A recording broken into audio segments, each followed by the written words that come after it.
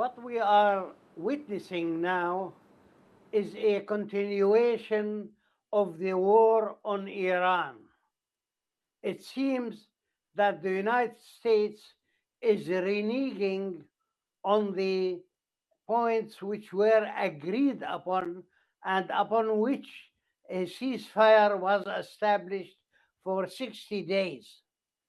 It seems also that the United States cannot abide the fact that it has received or suffered a huge defeat, strategic defeat, on the hands of Iran during the war. They want to renew the war because they will try to reopen it by force, open the Strait of Hormuz by force. They have so far failed and they will fail again.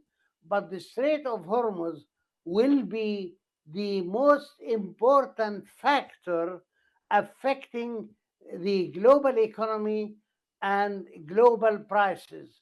And that's why most of the analysts and the markets have been fooled by the fast reduction of Brent crude prices to low 70s. But that is, in my opinion, the calm before the storm.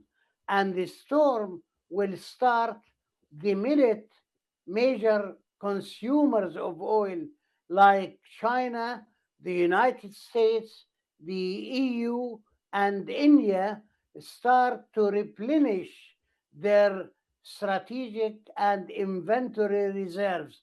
Then we will see shortages and we will see the price of Brent crude surging to 85 to $90 a barrel. Has oil effectively become a geopolitical weapon?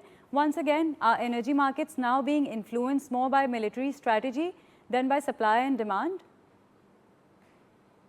Uh, the market is very tense at this stage. And the fact that consumers will start soon to refill their reserves means that any shortages of supplies due to the closure of the Strait of Hormuz will have a very strong and direct impact on the global economy and also on the price of oil. Uh, Mind you, there will be the market, in fact, should factor in what I call the Hormuz price premium, meaning that this premium will become a factor of the oil price and it will be estimated by 15 to $20 a barrel. That is because of Iran's control of the Strait of Hormuz. Iran will be closing the Strait of Hormuz every time its interests have been threatened by the United States. So when you add that Hormuz premium to the Brent crude price, we will see prices reaching even $100 a barrel, and that will possibly create some shortages this very summer and also in 1927. All right, sir. Oil prices often react to fear before they react to actual supply losses. How much of today's market is being driven by genuine supply risk and how much is it simply a geopolitical risk premium?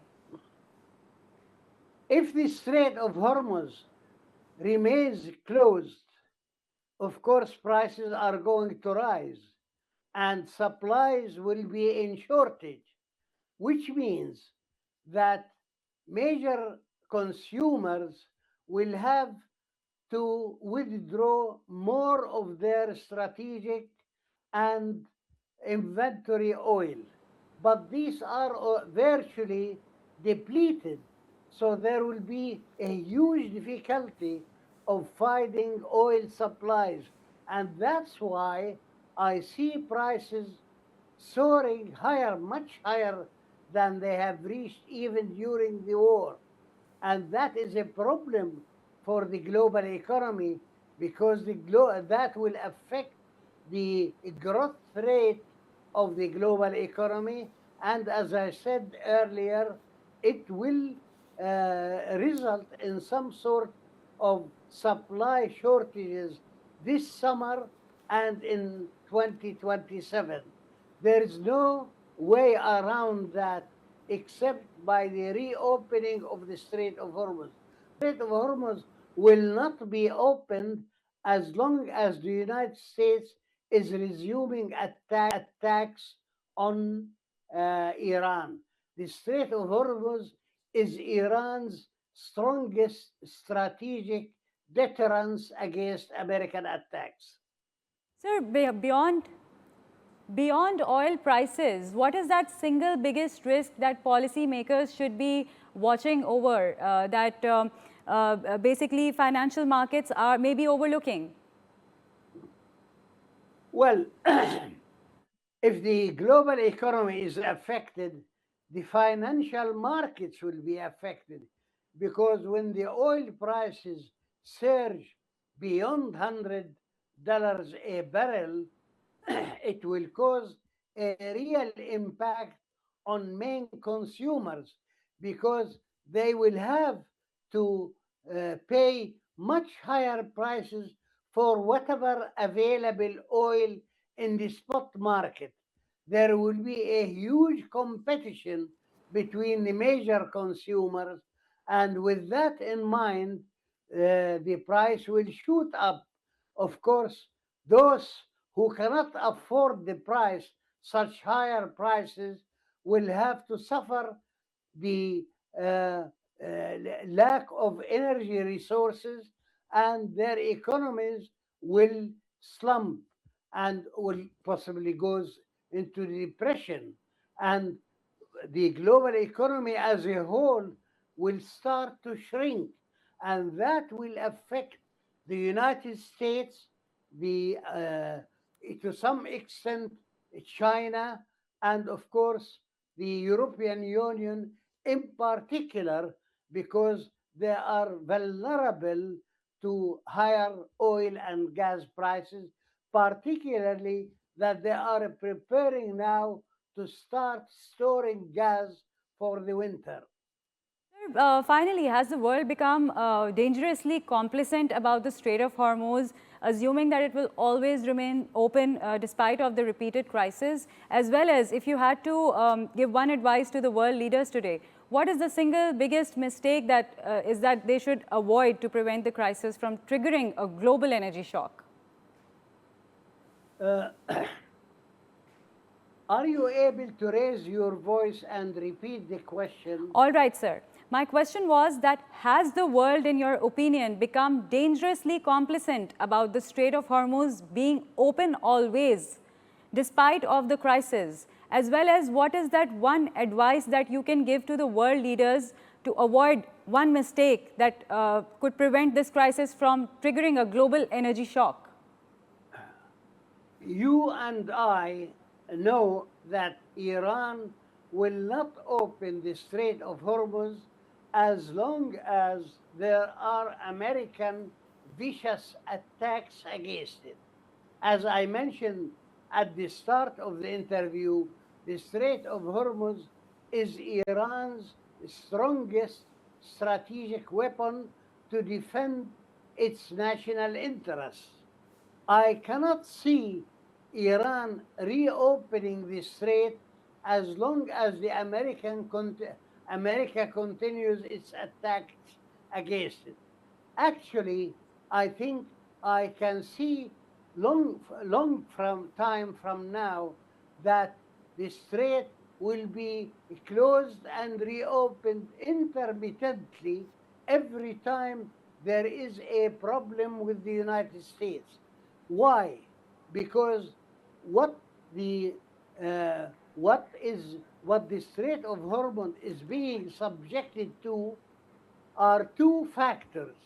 The first factor is that the United States is demanding that Iran surrenders its enriched uranium to it.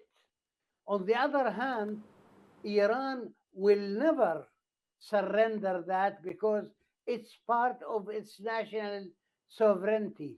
These two demands are irreconcilable, and that's why I expect the Strait of Hormuz to be closed more than open during the coming few years.